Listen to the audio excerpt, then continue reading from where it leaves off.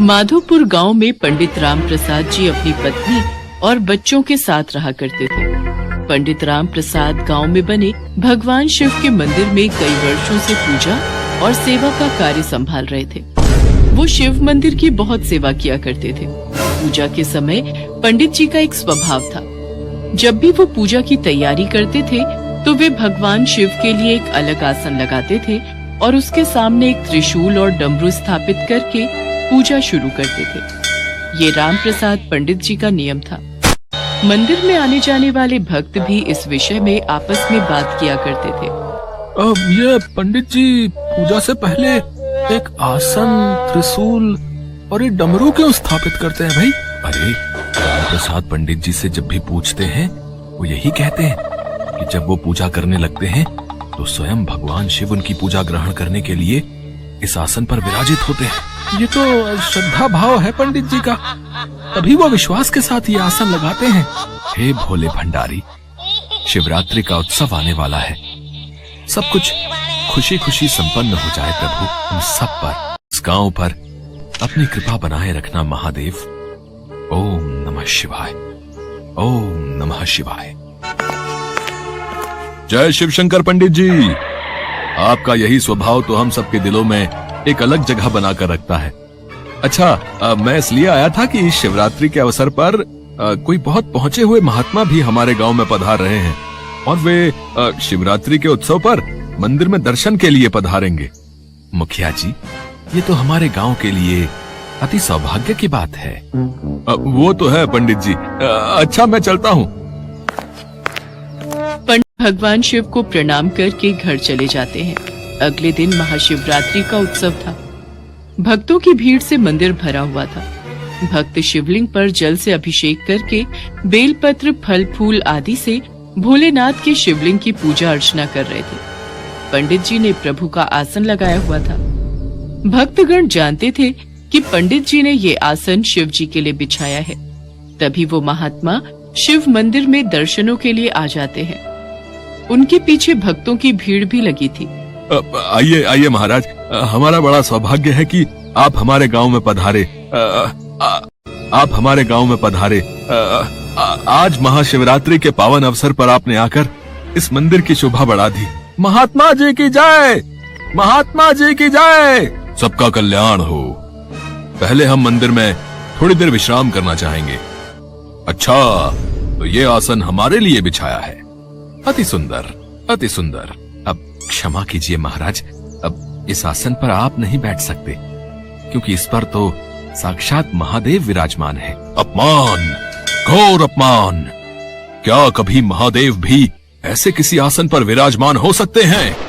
असंभव। विश्वास पर तो दुनिया कायम है महात्मा जी, और मेरा विश्वास है कि भगवान शिव सदैव मेरे द्वारा लगाए इस आसन पर बैठते हैं। अच्छा, कैलाश पर रहने वाले महादेव इतने मंदिरों को छोड़कर, इतने पूजा पाठ करने वाले पंडितों को छोड़कर यहाँ तुम्हारे आसन पर आकर बैठ गए, तो और संसार के बाकी भक्त तो पूजा व्यर्थ में ही कर रहे हैं। अच्छा, तुम्हें लगता है कि सचमुच महादेव इस आसन पर आकर बैठते हैं, तो क्या तुम्हारे पास इसका कोई प्रमाण है? महात्मा जी, भगवान में आस्था और विश्वास ही हमारी पूजा को सफल बनाता है। इधर उधर की बातें मत करो पंडित जी, मुझे प्रमाण दो। अरे मुखिया जी, मुझे पता है ये पंडित बरसों से मंदिर में चढ़ रहे दान दक्षिणा पर कुंडली जमाए बैठा है। अब इस पंडित की सच्चाई सबके सामने लाने का वक्त आ गया है। अच्छा हुआ समय रहते मैं आपके गांव में आ गया। आज महादेव के सामने इस पंडित की पोल खुल जाएगी। पंडित जी, आप जानते भी हो महात्मा जी कितने पहुंचे हुए हैं, फिर आप उनसे इस बहस में क्यों लगे हुए हो? जब महात्मा जी आपसे प्रमाण मांग रहे हैं तो आप उनको प्रमाण दीजिए। क्यों आपने इस आसन को बिछा रखा है? क्यों रोजाना मंदिर में महादेव के नाम पर यह आसन लगाते हैं? हमारे गांव में इस तरह का अंधविश्वास नहीं चलेगा पंडित जी। हाँ, आप चिंता मत करो मुखिया जी, अब इस पंडित का पत्ता कट होने वाला है। अब आप इस मंदिर की सारी बागडोर मेरे हाथों में दे दो। मैं अभी इस आसन को यहाँ से हटा देता हूँ। मेरे मंदिर में रहते इस तरह का कोई ढोंग नहीं रचेगा, कोई भक्तों को बेवकूफ नहीं बनाएगा। इस शासन के आगे भक्त सिर झुकाकर इतना चढ़ावा चढ़ा देते हैं और ये पंडित सारे चढ़ावे को अपनी जेब में भरकर घर ले जाता है। बस बहुत हुआ, अब ये आसन यहां नहीं रहेगा।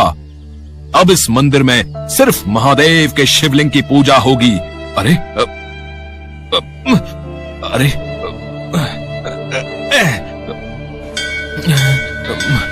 अरे ये आसन यहां से हिल क्यों नहीं रहा? ओहो, मैं आसन को यहां से हटा क्यों नहीं पा रहा? महात्मा जी आसन को हिला रहे थे पर आसन टस से मस नहीं हुआ। हे शिव शंकर, हे भोले भंडारी, आपकी जय हो प्रभु। मेरे विश्वास की जीत हुई, मेरी पूजा का फल मुझे मिल गया। मेरे भोले आदर और सम्मान करने लगे।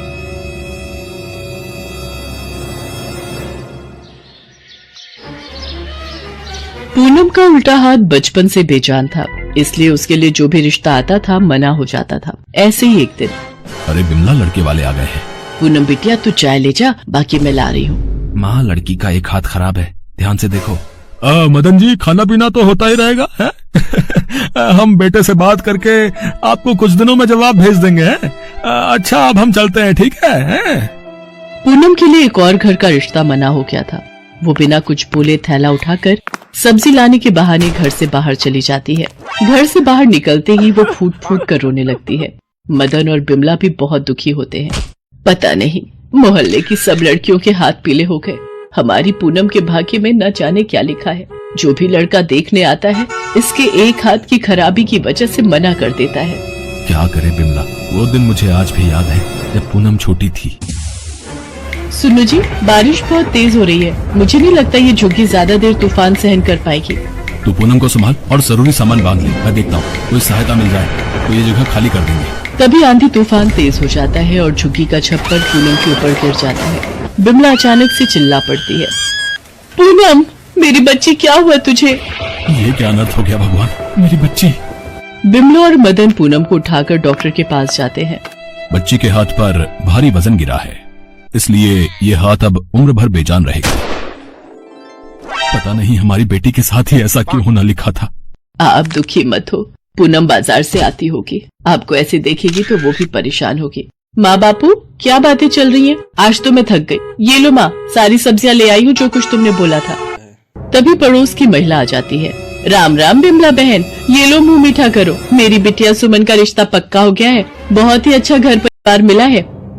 ये तो बहुत ही अच्छी बात है। सरोज बहन, मेरी पूनम के लिए भी कोई घर बताना।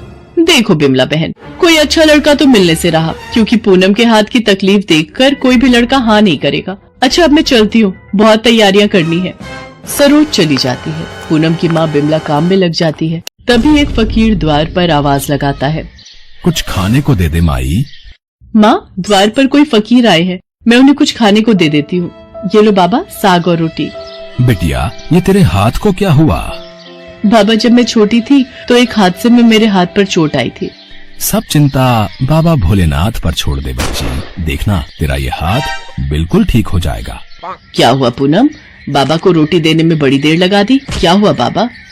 सब चिंता बाबा भोलेनाथ पर छोड़ दे बच्ची। देखना, तेरा ये हाथ बिल्कुल ठीक हो जाएगा।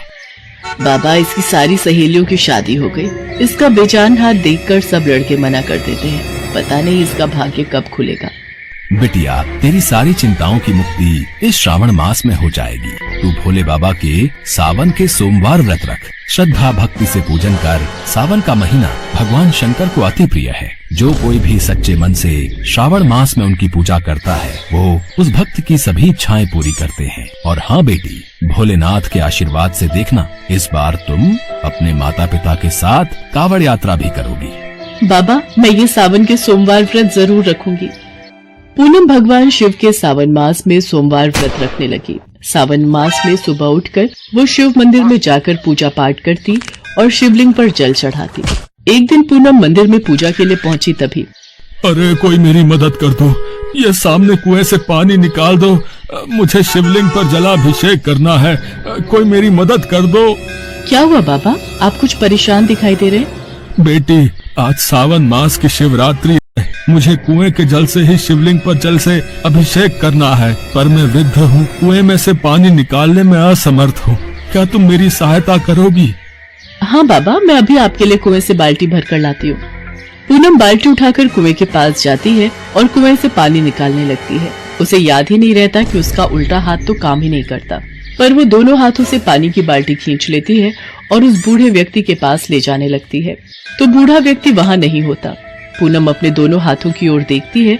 जो उल्टा हाथ बरसों पहले अपाहिज हो गया था, आज उसने उसी हाथ से कुएं से पानी निकाला। वो भागती हुई घर जाती है। माँ देखो, मेरा हाथ ठीक हो गया। भगवान भोलेनाथ ने मेरा हाथ ठीक कर दिया। क्या ये इतना बड़ा चमत्कार? हे शिव शंकर, आपका ये कैसा अनोखा चमत्कार है प्रभु। मेरी बिटिया का हाथ ठीक हो गया। भगवान, आपकी महिमा अपार है। पूनम बिमला और मदन को मंदिर में घटी सारी घटना विस्तार से बताती है। पूनम, वो भगवान शंकर की ही कोई लीला थी जो तुम्हारा हाथ ठीक करने के लिए उन्होंने रची थी। स्वयं भगवान शिव तुम्हारी मदद के लिए आए बेटी। ये सब सावन मास के सोमवार व्रत का फल है। सच में भोलेनाथ के सावन के सोमवार व्रत बहुत ही फलदायी है। तूने उन फकीर बाबा के कहने पर ये व्रत रखे और आज ये चमत्कार हो गया। तभी वो फकीर बाबा आ जाते हैं। मैंने कहा था ना बेटिया, भोलेनाथ के सावन के महीने की मान्यता बहुत है। तेरे सारे दुख दूर हो जाएंगे। भोले बाबा तुझे सदा खुश रखें। देखते ही देखते वो फकीर बाबा भी ओझल हो गए। पूनम के दुख दूर हो चुके थे। वो अपने पिता से कहती है, बापू, मैं भी कांवड़ यात्रा पर जाना चाहती हूँ, चलोगे ना? मुझे शिव जी का जलाभिषेक करना है। हाँ बेटी, हम कांवड़ का जल लेने जरूर जाएंगे। बिमला और मदन पूनम को लेकर कांवड़ यात्रा के लिए जाते हैं। पूनम हरिद्वार से जल लाकर शिव मंदिर में शिवलिंग की पूजा अर्चना करती है। कुछ दिनों बाद मदन और बिमला एक अच्छा लड़का देखकर पूनम की शादी कर देते हैं। पूनम को एक सुयोग्य वर की प्राप्ति होती।